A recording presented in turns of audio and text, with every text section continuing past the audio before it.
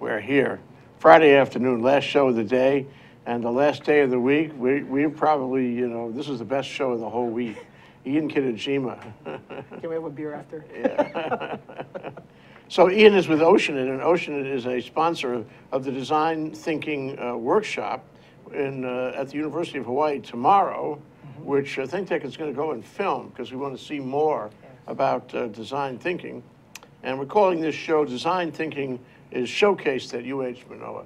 I don't know if that's the right term. That's fine. That's great. Workshop showcased. So I want to really get my hands around what it is. But first, who are you? Who am I? Yeah. So first of all, thank you, Jay, for inviting us on the show. So I actually work for Oceanit. So I'm Ian Kitajima, and I work for a company called Oceanit. This is our 30th year in business, if you can believe it. Wow. I've been with the company now for this will be 14 years, so almost half of its life. Yeah. And half of your life. Half of my, yeah, it feels like it. It feels like dog years. And we're a company that focuses on solving really difficult, hard problems. We're problem solvers. Everything from civil engineering, environmental, coastal, ocean engineering, all the way to really advanced stuff like, how do you develop new ways to deliver cancer treatments? How do you create new types of wound bandages to help healing? How do you track things in space? How do you spot people shooting bullets at you in just an instant? How do you tell all the lights in your house to do the right thing? We have smart sockets through one of our spin-off companies. You name a problem, we've probably been thinking about it or working on it today. And we're a very technical group of folks, but almost now more than 5 years ago, we got introduced to design thinking. And that's really, I think, started to change the way we think and see the world, where design thinking is very human-centered. Okay, so we really, we have to make them understand what it is. What it is. We're gonna spend this 45 minutes wrapping around that. Okay. So the first thing is, how did you discover design thinking? I mean, where did you find it? Where was it living at the time you met it? Sure. So I think a lot of design thinking is actually not a new idea. It's been around for a very long time, but we got introduced to design thinking through Stanford University and IDEO, where it's kind of the man there. What's IDEO now? So David Kelly is the founder of IDEO and the design school at Stanford. But how I got introduced, or how Oceanit got introduced to it, is via Pat Sullivan, the founder of Oceanit. His son, Matthew, went to the graduate school in design at Stanford University. And so Pat had sent around an article about design thinking from Harvard Business Review. And it sat on my nightstand for quite a while, but when I finally picked it up, it was a very short article. After reading it, it was like the light bulbs went off, because what they had done at Stanford and IDEO was they'd taken the process of what people would think is outside the box thinking. And I would hear that term all the time, and I would just be so upset, because it's like, if I knew how to think outside the box, I'd already be doing it. So I would always ask people, okay, so you say that term, so how do you do it? How do you actually think outside the box? How do you see the world? How do you approach things so that you can see things nobody else can see? I want to learn that. But no one could explain it to me. But in this article, it actually talked about how they took the process of outside the box thinking and creativity and innovation, and how they had put it into a 5-step process. And I thought, wow, this is genius. So but what's the point of it? I mean, when I think of, just only, sort of relate this to the common vernacular. So outside the box to me means creative, something you wouldn't ordinarily think of. Right. Where you react, it's more like in terms of the reaction, wow, that is something I wouldn't have thought of. That's out of the box thinking. Right. You get points for that, and if you keep on doing that, you'll be rich. It'll all work really swell. We need you. We need you to think out of the box. We don't want you to be a bureaucrat and a slug. We want you to think of new things. Right.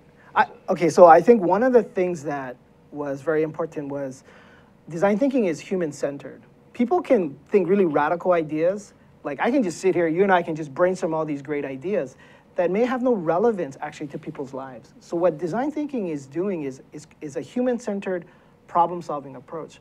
So what it really is, it's focusing your attention on first understanding what the needs of your users are.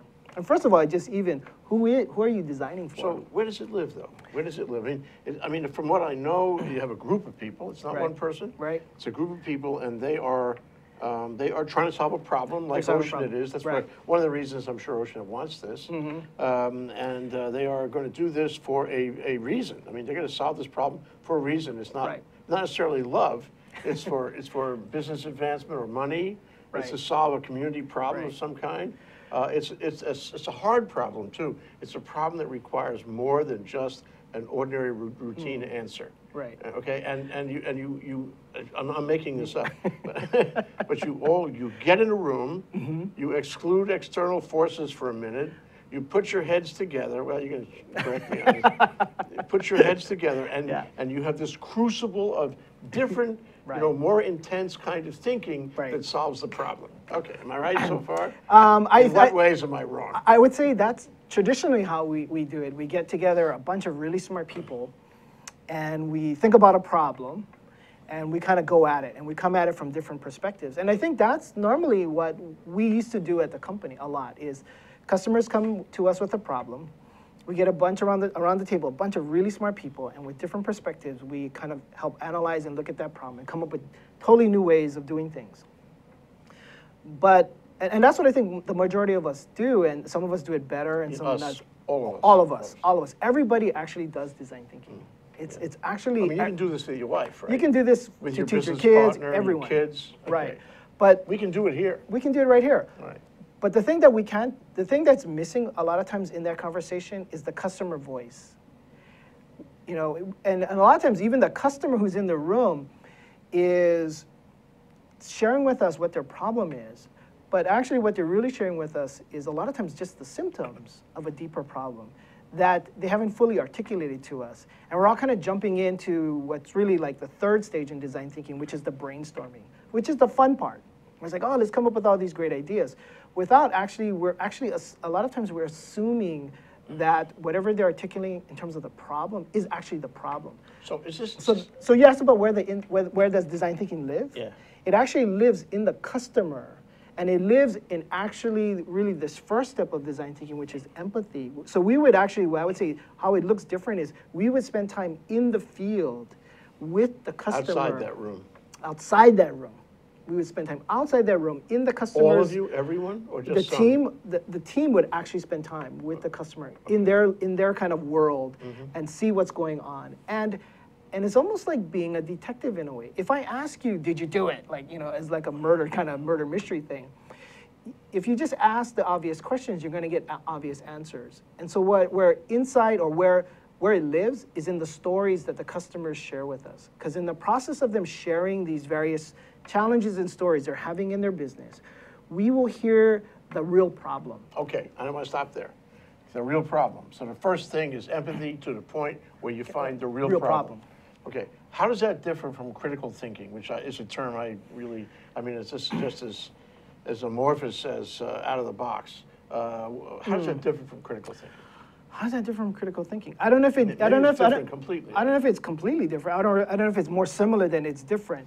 It does require, and this is where it's interesting. I think when we've taught design thinking to young people, they're so good at it. And the reason why they're so good at it is because they don't have years of expertise behind them. They look at everything with a fresh set of eyes without knowing what it is, so they have to dig deeper with the customer. They have to ask them, why do you do it that way? Whereas I would assume, I already know why you do it that way. But the kids will actually ask the customers or their client, like, why do you do it that way? And then all of a sudden the client goes, I don't know why we do it that way. But as an adult, I would assume that already because he's your customer. Because he's a customer. You're locked into the thing about he's your customer. Right, so I'm just assuming. The customer is always right. Right, and he's saying, and that's why sometimes when they say, if you just ask the customer what they want, it's kind of like Henry Ford's thing, right? If I asked my customer what they wanted, they would have said a faster horse. But in reality, what the customer wants, if I look back at that scenario, is they probably want more convenient, safer forms of transportation. But if you ask the customer what they want, it says a faster horse. But in reality, that's a solution. What they want is something more convenient, reliable, safer, and that eventually became the automobile. You know, there's a comparison between this, you're gonna laugh, and the practice of, I'm gonna say law, but I think if you go to House, you know House, the Dr. House? Yeah, You know, I always admired that show because he was always surprising you and thinking, may I say, out of the box. Right, he's a design thinker. And so it's like, you know, thank you for telling me what you think the problem is. Now let's find what the real problem is.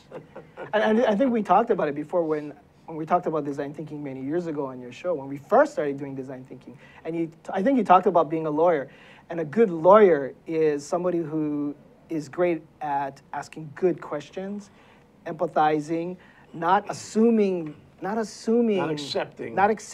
the thing they're seeing is the truth, right? Yeah.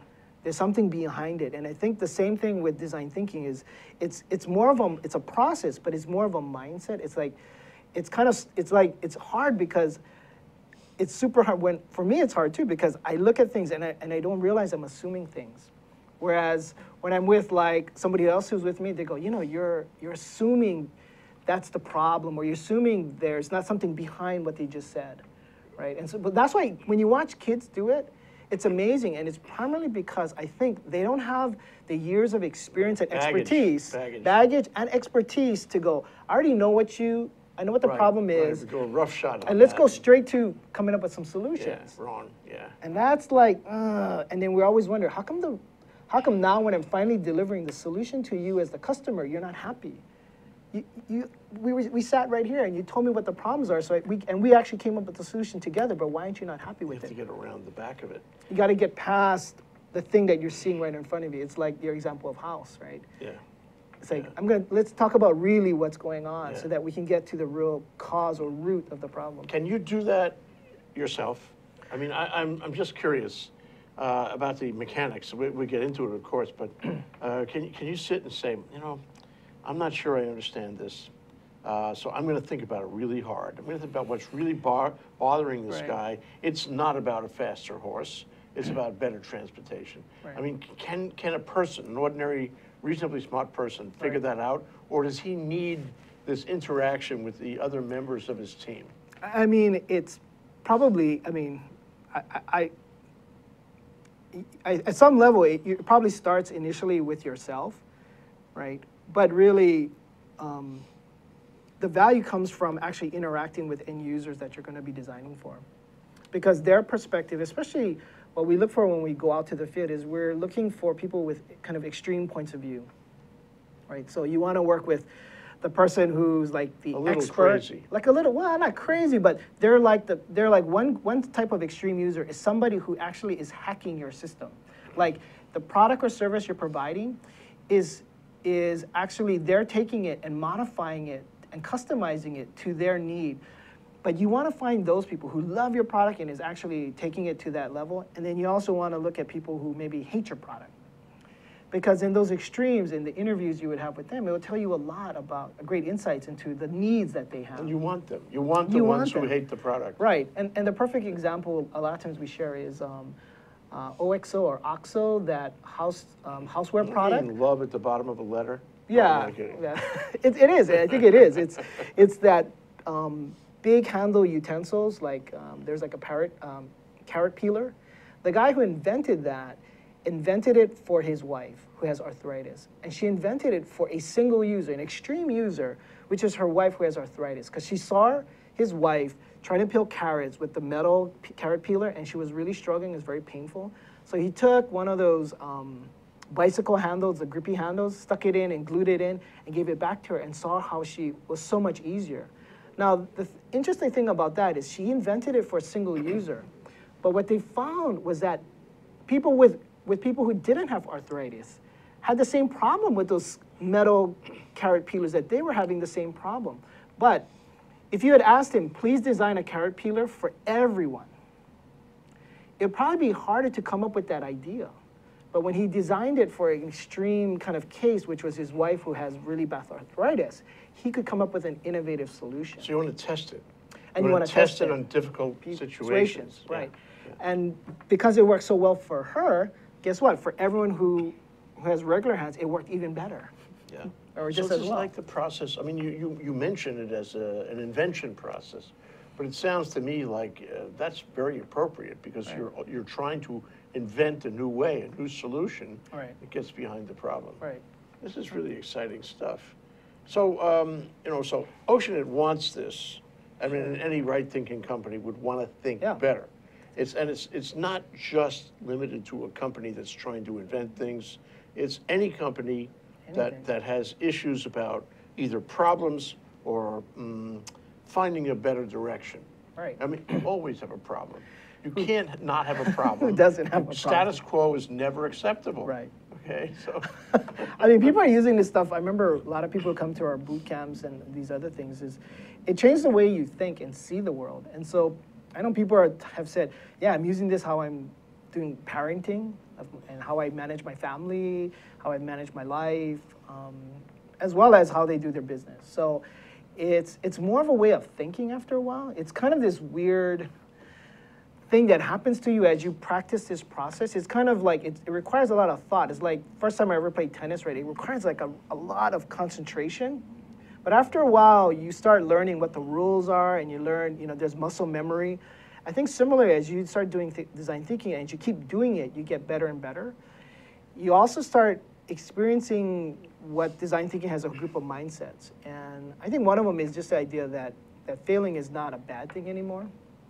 Well, that's the old entrepreneurship approach, right, which must be related to what you're talking about. It totally, what I saw, at Stanford is, when I've been talking to folks at Stanford and interviewing people at Stanford to come to Oceanit, what I notice is that they're very entrepreneurial, and I think part of it comes from, of course, that environment, but I think design thinking by itself creates a way of thinking and a way of being where failure is no longer just failure. Failure really means learning. That's hard for some people to accept. And it was really hard for me to accept for a while. Would it be easier for you to accept a break at this point? Yes. Okay. Sounds like a great idea. That's Ian Kitajima with Oceanit. They're the sponsor of the Design Thinking Workshop in UH Manoa tomorrow, which we're going to film. We're calling this Design Thinking, is showcased at UH Manoa. We'll be right back, you'll see. Hi, my name is Andrew Howard. I'm an astronomer at the Institute for Astronomy at the University of Hawaii up in Manoa. I'd like to tell you about the annual open house that we're having. This year it is on April 6th, 11 to 4 p.m. It's an all ages event, kids, grown-ups, even people in between, everyone is welcome. We have a lot of really fun activities. You get to meet astronomers, look at yourself in an infrared camera, play with Legos, make robots, look at videos. You can even make some of the kids like to make comets out of gravel and snow. Even adults like to do that too. You'll be able to look at the sun with a solar camera safely. It's really a great activity. We do this every year in April, and I hope to see you this year. And the question is, who do we need in the group?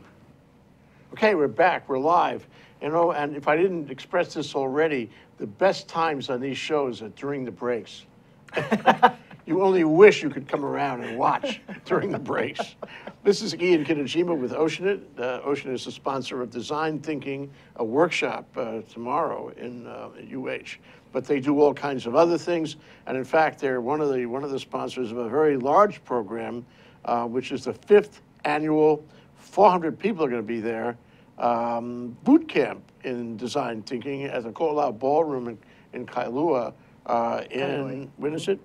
June 22nd, that entire week, we'll have 2 separate boot camps, one for beginners and one for intermediate level people. You're trying to put this through the whole community, aren't you? Oh yeah, you? no, we're going full blast. You haven't stopped. I mean, I see the passion. You were there at the beginning, how it kind of started. It's fantastic. Yeah. So anyway, just sort of a digression, but so we're doing this, we do these luncheon programs, as you know, and we try to make it, may I say, out of the box. So the one we're doing in April, which is really interesting to me, and it was suggested to us by a number of people. This is not, something that we thought up in a shower, nothing like that. Is how can we better manage investments coming from offshore? And there have been, a number of investments that have failed, that should have succeeded. There have been a number of investments that succeeded that should have failed. It goes back to Captain Cook. I mean, Yeah. you have the needle goes between, on the far left, it'll be cargo cult. Whatever comes from far away must be good. And on the far right, it'll be paranoia. Whatever comes from far away must be terrible bad. Right. And you've got to find something in the middle, and then you've got to, manage it. I mean, and manage is such a strong, important word. Right. But my question to you is, assuming we want to use the principles of design thinking to answer that question, nobody has an answer just yet, right? Right. We know we've stepped in a lot of potholes, but Right. we don't have an answer. What kind of group do I want to discuss this, to put their heads together? Thoughts? Well, I mean, you're going to have people show up. There's going to be a certain crowd, right? And so I'm assuming, that's the crowd you're going to be dealing with. But normally, a lot of times, the people you may want are not the ones that necessarily are not just those folks who show up, right? But I'm going to assume like the folks you really want are going to be in that room. And I think, again, the first step in design thinking is empathy. So let's assume that the stakeholders that really care about whatever that issue is in that room. And what we would do is break people up into teams, and it could be by their tables, right? And we would probably prepare some initial questions for the audience. And because this is a little bit different, but we would do it probably really visually. We would actually ask, we would put like, post-it notepads and whatever around the room. And probably the first question, the thing I would throw up is ask people to headline, like what are some of their greatest fears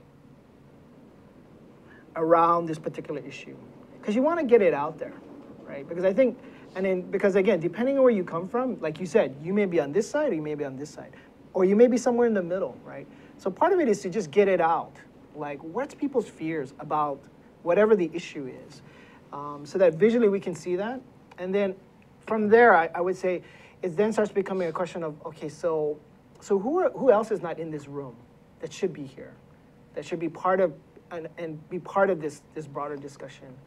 I would then kind of take that information and start grouping it, like, because there's going to probably be some groupings of like fears and likes and dislikes and hopefully aspirations, like this could be fantastic, right? And this is going to be totally terrible, but we want to kind of see that and group that out. And again, it's all about going back to people. I mean, planners, people who do planning and stuff, they love, I think, design thinking because naturally they do it because they have to connect to the community. They have to understand where are people at and what are the deeper issues. And if they don't look at that, there's probably a failure. It's not going to work. It's probably you put more at risk when you don't fully understand what the issues are, right? Because the thing that kills a project or whatever initiative, be it at a startup company or whatever, is the thing you didn't anticipate, the thing you assumed. Like, oh, that's not a problem. But it is. But it is. It's like, surprise! It's like the house thing, right? Oh, doc, I have a pain here, but the pain is caused because you have a foot problem. Right. But we're all looking at my back, like, oh, I have a sore back. Right. But we keep looking at the symptom. Right? But the cause may be somewhere else. Right. So similarly, in that gathering, you want to get it all out there and not assume anything, right? You have to be, in a sense, like a child again and not assume like, oh yeah, we know what that is and that's not an issue. And that becomes a thing that blows up in our face. There's a lot of gratification in solving problems like that. Yeah. Because they're, largely insoluble. I mean, by definition, this is not easy. It's not easy. And so if you can solve a problem that's a hard problem, you really feel good. Yeah. You feel like you rose above yourself. And I would say that to get to that point where you're really solving a good problem means, at least in design thinking, there's a lot of experimentation, a lot of prototyping, a lot of testing of ideas with your end users. So it's not like all of a sudden out of a gathering, you have the wow moment and it's like, yeah, here's the idea and this is the idea and this is what we're going to take forward. It's probably a series of ideas and prototypes and ideas that you need to test with the community. And out of that, it's several iterations and it'll be a lot of back and forth. And design thinking is really this iterative process, right? Yes, and iterative process. And so when you do get to the point where it's like, here's the solution, you're probably in the 90th percentile kind of thing where, because you've been testing and working with the community, that this is something that 90%, if not more, of the community feels comfortable with. But I'm sure that it is at least logically possible that with all the best laid plans of mice and design thinkers, that your solution doesn't work. Yes, You know, okay, sure. now what happens then? Do you say, well, two possibilities. One is we didn't do it right. Yep. If we had just been more empathetic to the real problem, we would have caught this. Right. Or B, are there flaws in design thinking? What I mean is design thinking already perfected to the point where if you follow the rules, you will have 100% reliability? I laugh because it's human driven, right? So humans are not perfect. The process itself, I think, is fantastic. But the flaw is, not the flaw, but there's humans involved in the process. So one example could be simply, I already know what I think the solution is, Jay, because I'm like an expert. So I don't really care what people think. The rest of you guys, we don't need you. But I'm gonna use the process, right? So my solution is, I know it's gonna be a hammer. The solution is a hammer. I mean, As kind of coming up with a solution. Okay. right. So I've already kind of in my mind have come up with a solution, and so when I go out to the field, right, what I'm really doing, my mindset, if that's the case, is I'm just going out there to validate. I'm not really going out there to learn or to discover or to really understand what the issues are or the problem is. I already know that.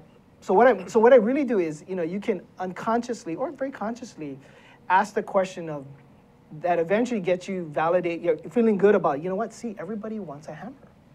Right. Everybody wants a hammer. You're really advocating, though. Right, you're really advocating, but it's subtle. People, you're assuming it's a hammer, and so you kind of unconsciously gravitate to places and to people and to questions that simply validate that the world needs a hammer. And then the test is, when you finally take it to the community, they're all like, we don't want a hammer, right? And then you're like, well, the problem is design thinking. That's the flaw. That was bad thinking. That was bad thinking. It was not open. It was not transparent. You have to be really open-minded to do that. You have to shed yourself of all the, of the solution, right? Yeah, yeah. Put that on the side. Yeah. Because I think if you truly take on the mindset of design thinking, then it's very powerful, Yeah. right? But when you don't have that mindset and you use the process, say, well, I followed the 5 steps, Jay.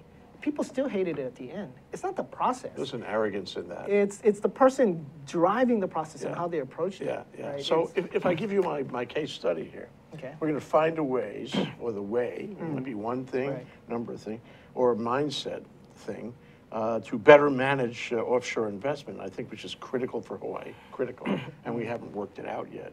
Then I could put a lot of people in a room.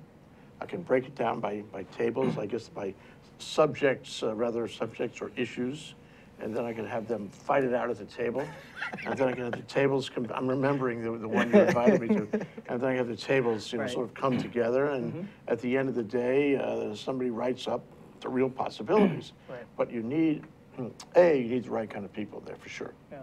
I want to ask you who they are. Probably the people who are coming to the event. I mean, that's the first. The ones who are interested Yep. in finding a solution. Yep. You got to have that at first. Yeah. Sure. And then you got to have facilitators. Now, in your program tomorrow, you're going to have 3 facilitators, and I expect the one at Ko'olau Ballroom in June.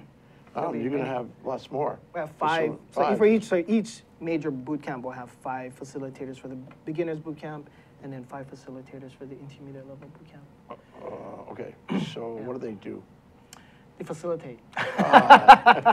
They guide. They're really, one thing that's interesting about design thinking is more not necessarily a lecture, it's more a short lecture. So instead of, if there's 60 minutes, in regular school, it's like the professor talks, or I should say professor, but the lecturer speaks for 50 minutes, and then you do maybe for 10 minutes. It's the opposite. We'll lecture for about 10 minutes, and then do for 50 minutes. So really, the facilitators are there to teach a concept, but then have you experience the concept. Shun the waters. To actually do it, yeah. Stir it up a little. Yeah. So that you're provoking you to think. Well, it's exactly that. We're going to get people up. You're going to do things. So that's why in the 2.5 days, we call it a boot camp. Yeah. Because by the end of the 2.5 days, you'll be excited, but at the same time, and inspired, but also kind of exhausted, because you're not just sitting there, you're actually doing the work. Yeah, but right? one question, I mean, then we'll go to another break. If I go to a boot camp, then presumably I'm qualified now some way. Maybe I'm just a boot who got to be a private first class or something. Right. But presumably I now have a little bit of expertise, and I should be recognized for that. Is this the way it works? If I finish boot camp, am I now capable, for example, of being a facilitator? Would you want to have me at the next one because I'm just a little more knowledgeable?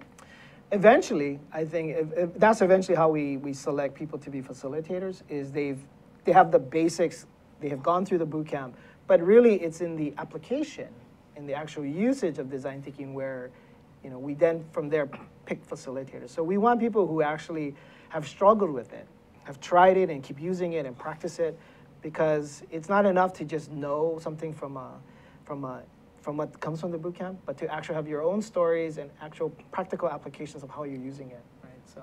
And the metric is A, empathy, B, open-mindedness, and C, you get an outcome. You get a decent outcome. If I give you a closed room and those guys, however they did it, come out with a really sparkling outcome, you say, well, okay, we're going to use these guys are good. Anyway, let's for the good guys, let's take another break.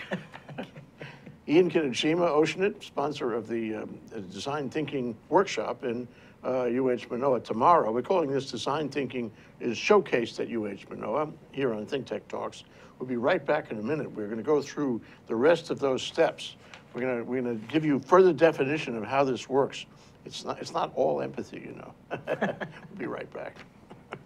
Thanks. Aloha, my name is Paul Jackson, better known as PJ, and my local interest is in sports. I have my own sports radio show at KWAI AM 1080 that you can stream live. I also have my own website, pjsportsradio.com. We have live guests in studio, and we talk about discussions and topics that everyone wants to know locally here on the islands. We cover everything from surfing to basketball to whatever's going on locally, sports-wise. We try to do our best and cover the topics in depth as much as we can. Once again, thank you for joining PJ here on Hawaii Sports Update. Mahalo. Oh, we're live. Oh, hi. Hi. That's Ian Kitajima. It's my buddy Jay. We were just hydrating ourselves in the break. There are more things than just empathy here. There are all kinds of other things, and we would be remiss if we did not describe what they are. So can you give the list? Sure. So empathy is the first step. Define, which is really about the problem definition. Ideation is the third step, which is really brainstorming, coming up with lots of different ideas.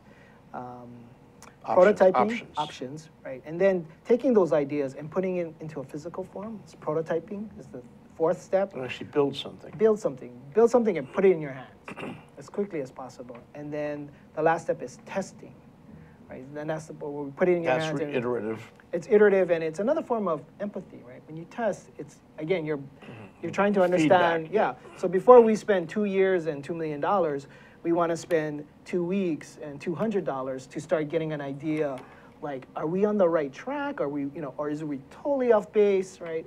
And we would probably provide somebody with multiple ideas and prototypes. Because again, when you only give one thing, you start assuming and you're actually causing the customer to think that this is the solution. It's a hammer. Isn't that what you want? And so the customer starts focusing on that, but in reality, it may not be if they saw other options. Yeah, it's really important to have the group integrate on the larger problem.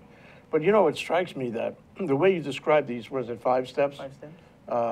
It sounds like you're designing a product. It sounds like you're designing, I don't know, a hammer, an object, something to solve a problem, a vegetable scraper or whatever. Right. But I'm looking in my program in April 16th, if you want to know. I want the ideation thing sounds really important to me.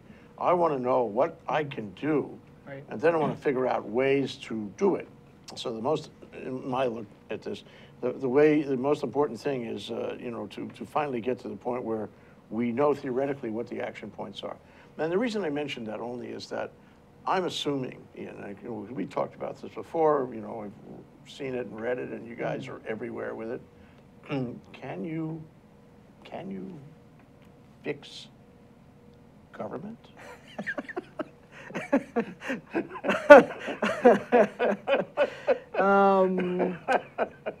Fix government. Yeah. That's an interesting question.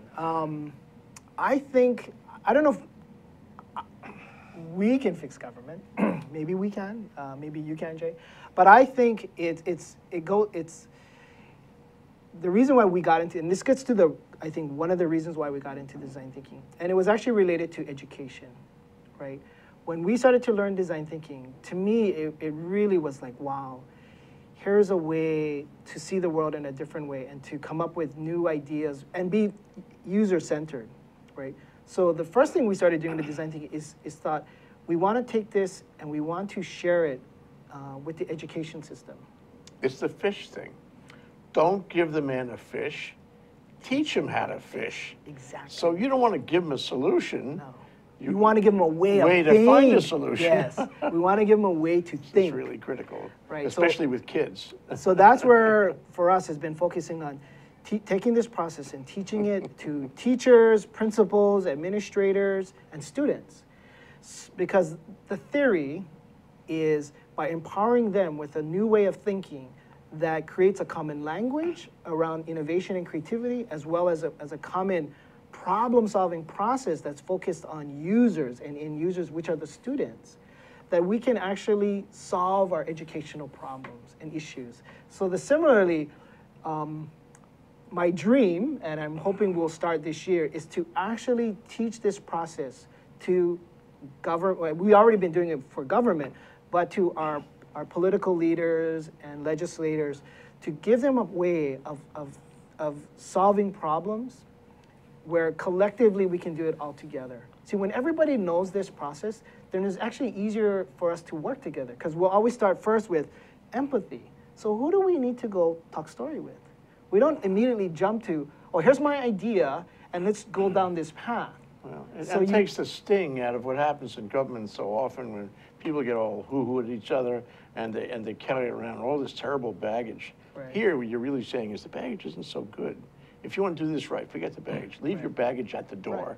Right. It's harder to hijack, the thing when everyone knows a process and goes, wait a second, the process says we should be focusing on first these users, or who are our users, and we need to go listen and see what their issues are. Yeah. And if we do that first, the outcomes I'm sure will be so much better for everyone.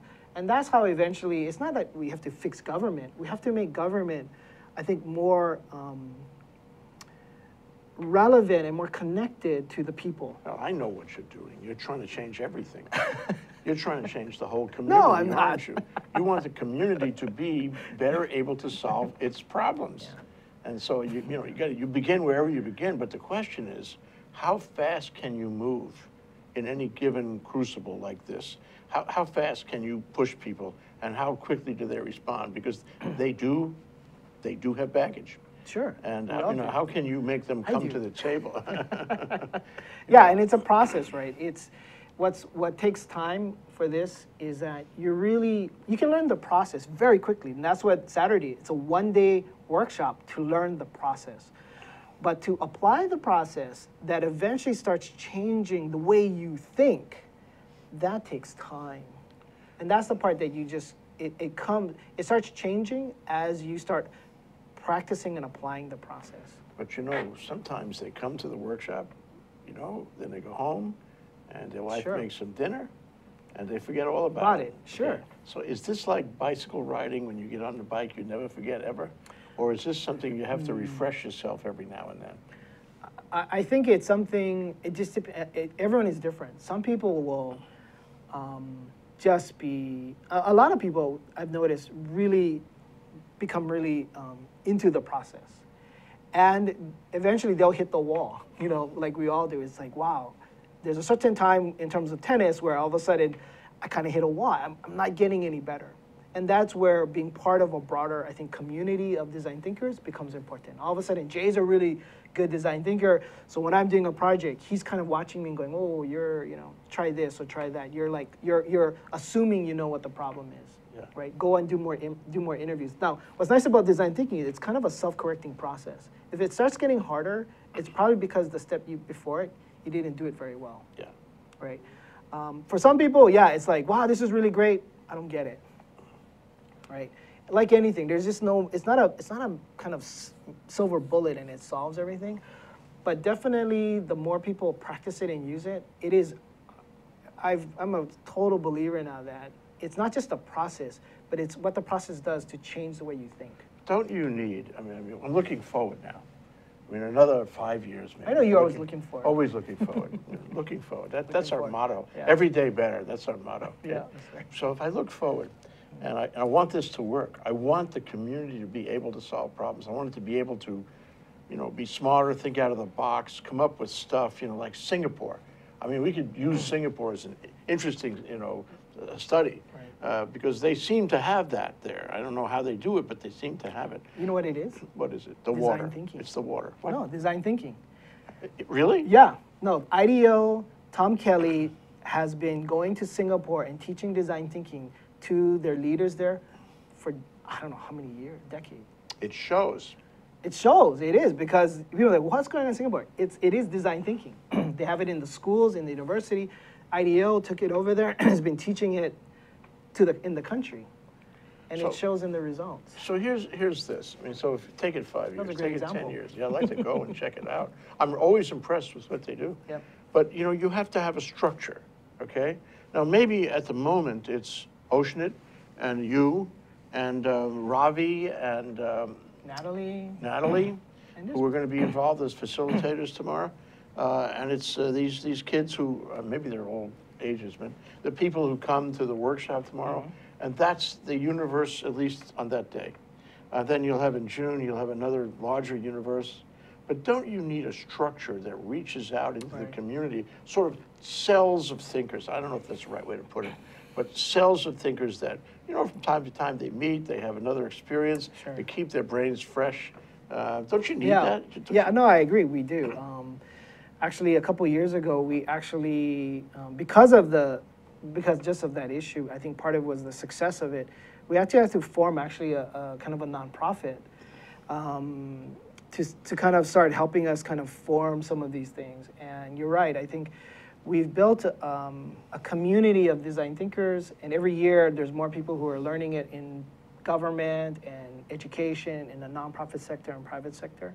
And so you're right. I think part of what we're kind of struggling through is the fact that we have to probably get a lot more organized and initiate on a more intentional basis, not just the annual boot camp that we're doing, but we've actually been planning smaller boutique workshops, as well as how do we, again, it's, create a kind of a critical mass and support for the folks who are into design thinking at this point.